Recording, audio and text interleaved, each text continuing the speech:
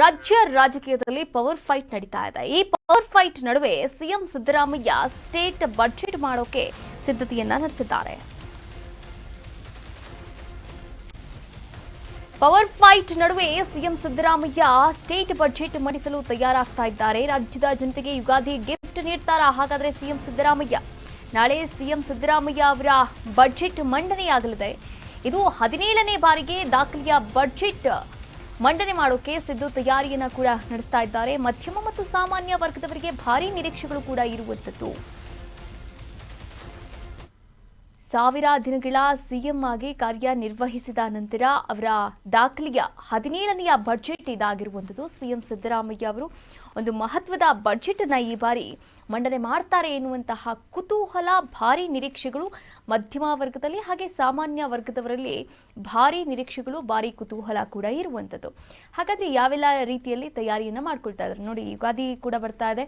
ಈ ಯುಗಾದಿಗೆ state budget ಕಡೆಯಿಂದ ಏನಾದರೂ ಬಂಪರ್ ಗಿಫ್ಟ್ ಸಿಗಬಹುದಾ ಮಧ್ಯಮ ವರ್ಗದವರಿಗೆ?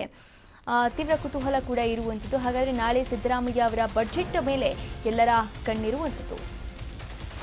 ಒಂದು ತಿಂಗಳಿಂದ ಕೂಡ ಬಜೆಟ್ ಪೂರ್ವಭಾವಿ ಸಭೆಯನ್ನು ಕೂಡ ನಡೆಸ್ತಾ ಇದ್ದಾರೆ. ಬಜೆಟ್ ಪೂರ್ವಭಾವಿ ಸಭೆಯನ್ನು ನಡೆಸಿರ್ತಕ್ಕಂಥ ಸಿದ್ದರಾಮಯ್ಯ ಕೊನೆಗೂ ಕೂಡ ಬಜೆಟ್ ಮಂಡನೆ ಮಾಡೋಕೆ ತಯಾರಿ ಮಾಡ್ಕೊಳ್ತಾ ಇದ್ದಾರೆ. ಗ್ಯಾರಂಟಿ ಹೊರೆ ನಡುವೆ ಸಿದ್ದರಾಮಯ್ಯ ಲೆಕ್ಕಾಚಾರ ಯಾವ ರೀತಿ ಇರುತ್ತೆ? ಸಿದ್ದು ಗಣಿತದಲ್ಲಿ ಯಾವ್ಯಾವ ವರ್ಗಕ್ಕೆ ಬಂಪರ್ ಬಹುಮಾನ ಸಿಗುತ್ತೆ? ಹಾಗೆ ಗೃಹಲಕ್ಷ್ಮಿಯವರಿಗೂ ಕೂಡ ಸಿದ್ದು ಗುಡ್ ನ್ಯೂಸ್ ಅನ್ನ ನೀಡ್ತಾರಾ? ಕೃಷಿ, ಆರೋಗ್ಯ, ಶಿಕ್ಷಣ, ಸಾರಿಗೆ, ಕೈಗಾರಿಕಾ ವಲಯದಲ್ಲೂ ಕೂಡ ಭಾರಿ ನಿರೀಕ್ಷೆಗಳಿರುವಂಥದ್ದು. ಇನ್ನು ಸೇವಾ ವಲಯಕ್ಕೂ ಕೂಡ ಬಜೆಟ್ನಲ್ಲಿ ಬಂಪರ್ ಸಿಗುತ್ತಾ?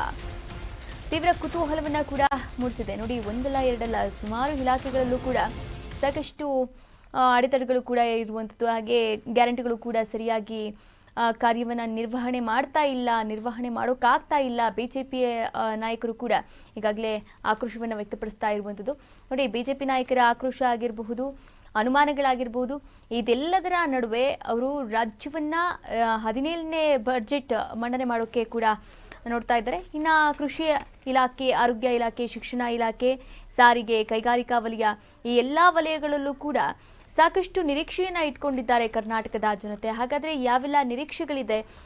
ಸಾಕಷ್ಟು ನಿರೀಕ್ಷೆಗಳು ಕೂಡ ಇರುವಂಥದ್ದು. ಅದರಲ್ಲೂ ಕೂಡ ಗೃಹಲಕ್ಷ್ಮಿ ಯೋಜನೆಯನ್ನ ಕೂಡ ತಂದಿರುವಂಥದ್ದು.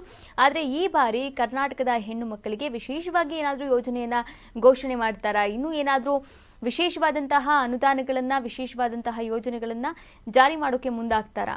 ಇದು ಕೂಡ ಸಾಕಷ್ಟು ಕುತೂಹಲವನ್ನ ಕೂಡ ಮೂಡಿಸಿರುವಂಥದ್ದು.